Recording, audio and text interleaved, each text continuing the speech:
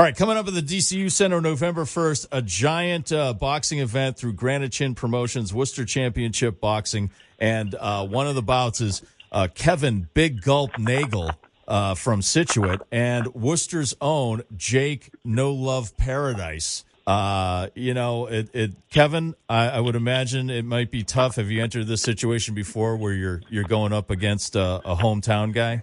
I don't think so. Jake, probably the first boxer where it's like a equal fight. The last two fights I fought some guys that had good careers, but they were on the backside, and then I fought some guys that, any man getting in the ring is a man. They can knock you out, but those guys needed some checks, and Jake's the first one where, when Chris talked to me about it, it's like, we're going to be boxing. You know what I'm saying? Right. Jake, do you feel the same way going up against Kevin? Oh, absolutely. I have nothing but respect and admiration for Kevin and what he's done. It was an honor when I got the offer. Awesome. So, gentlemen, I got to start off, and I always talk when I talk to boxers. I hope it's a good story, but I got to ask about the nicknames, and I'll start with you, Kevin. Do I even want to know the origin of Big Gulp? Me and Steve Acosta is my local legend guy. He's friends with Jake too. They work together.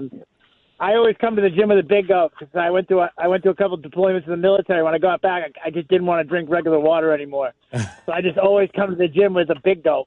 And then I was an overweight for every fight, which Chris loses his mind over. So then we just wanted to mess with Chris kinda, and we used that name and then brought a sub and a Big Gulp to one of the fights in Worcester at the Palladium. And then we thought it was so funny that we just let it stick, Okay. I'm glad that's the story. Because we can, some people say that, because we can actually tell that one on the radio. And then Jake, Jake, where does no? I'm old, that's all right, man. Where does no love come from? I mean, who hurt you in the past? Life. No, it was just something that came up as a kid. The neighborhood I grew up in, I was one of the only white kids, so fighting just kind of became a way of life to try to prove, you can't step on me. So it kind of just happened when I was young and stuck throughout my life. You both had a similar experience. Kevin, you said you were in the military for a while, and then you got out, you started boxing, and then you stepped away for a while because you had to deal with some issues. And for about 10 years, I guess. Is that true? My ex-wife was that issue. So I've been boxing since I was 10, and I was an amateur before I joined the military. And early on in the military, I fought in the gloves after my first deployment.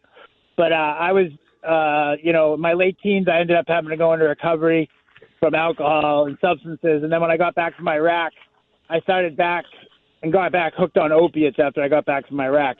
And that's how I met Steve. Mark DeLuca, a mutual friend who we had all fought together when we were younger, hooked me up with Steve to spar. And then that's how every time I start boxing, it's to recover from something. So my ex-wife wanted me to stop when we had our kid because she didn't want the brain trauma or whatever. So I told her I would. The day I got divorced, I called Steve, and I was back at boxing again, and that's what led to this. So there's a little extra. That's like a quick version of the whole thing. But I think I heard Jake was in recovery from addiction as well. So you just end up everybody in boxing is either in recovery or headed that way, Yeah, is that right, Jake? You have I hesitate to use similar because everyone's experience is different. I don't know, but someone had told me that he had a rough run himself. But Jake, was that the case also? You kind of went through a similar experience? Yeah. First off, I want to say thank you for your service. I just recently learned that about you, so I appreciate that. Growing up, at the age of 13, I was introduced to opiates. I've dealt with mental health issues and things along that nature my whole life. So at the age of 13, opiates got a grip on me, and at the age of 19, I nearly lost my life to a heroin overdose, where my body was actually dropped on Kelly Square in Worcester and left to die. Oh my God. I was pronounced dead twice, and I came back in boxing. Just like he said, boxing. Everybody in boxing has got a story. They kind of just say, Wow, that's amazing. Well, I'm glad you guys are alive and well and are able to be at the DCU Center November 1st. Kevin, you've got your extra motivation for your ex-wife, but how did boxing play a part in you getting your life back together? So being as I'm in my 40s, I have 4 kids. So I was pretty isolated. I don't have a lot of close family. You know, my ex-wife was the person that went through all that with me. We were together for 18 years, and I had met her in recovery. So without getting into the whole you story, I was kind of isolated. And Steve was one of my closer friends. I couldn't think of anybody else to go and do stuff with. I wasn't at meetings anymore. I was still sober, but I just needed to get myself going again. I was 340 pounds, so him and another bare knuckle fighter, Zach Kalmus, I just would get myself beaten up every week, and I just started slowly losing weight. And Steve is really good friends with Chris, and I know Chris Triadi, the promoter of Granite Chin, from before, but he didn't know me for boxing. He just knew I sparred Steve and cornered him here and there, and he had kept asking him, bugging him to get me a fight. And so really from that moment to this, Chris Triadi created this whole thing and motivated me to get my weight, my exercise in control. I mean, he set me and Jake up, and for me, he's done all this stuff for me. I only wanted a couple of fights kind of as a bounce back to get me through that initial part of my divorce, you know? Yeah. Jake, what about you? How did boxing, how did you use boxing to help yourself? It gave me structure and an outlet for everything I was going through.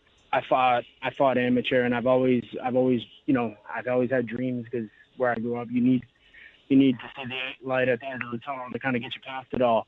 So boxing was just always my dream. And unfortunately, man, I was homeless throughout a lot of my amateur career, and I couldn't afford a trainer. So I fought my whole amateur career with no trainer. I could barely pay my gym dues, but I just kept pushing through. And then I met my coach, Bruce Austin. He just kind of, directed me to, like, hey, kid, you want to make a run at this? You got to get your head out of your ass, man, and keep going. And I kept pushing.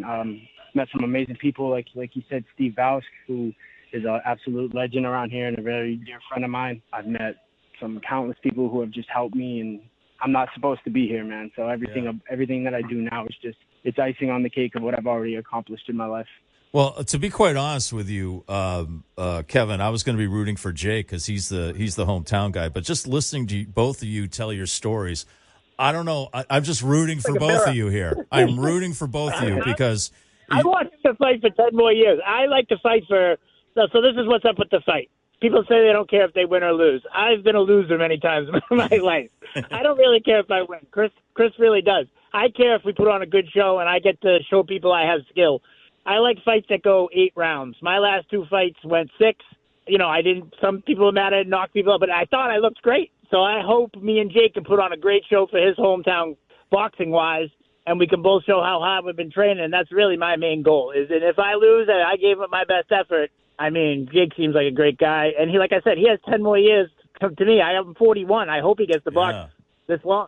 Jake, do you have any old guy jokes you're going to throw at him while you're in the ring? No. This sport's built on a lot of animosity and bad vibes from a lot of people who go and just trash their opponents. And I really don't like that. I've had that humbled out of me, my friend. Yeah, I respect Kevin, and I found out that he's also a recovering addict, man. That just gave me more respect for him, and I'm using this platform as 2 guys who struggled with addiction, fought back, and look at them now. So, in all honesty, everybody wants to win. And this is a huge thing for both of us, but we already won. Coming from where we come from. You. That's exactly my sentiment. Thank you, Jake. Yeah. Well, this is a great story from both of you guys, and looking forward to seeing you in the ring. That's November 1st at the DCU Center. Kevin Big Gulp Nagle versus Jake No Love Paradise from right here in Worcester, Massachusetts. Gentlemen, I appreciate your time. I appreciate what you've gone through and how you got here. And Kevin, like Jake said, I appreciate your service. Thank you very much for that. So I appreciate it, gentlemen. Thank you. See you at the weigh-in, Jake. That's the real battle. Yes, sir, man. Absolutely.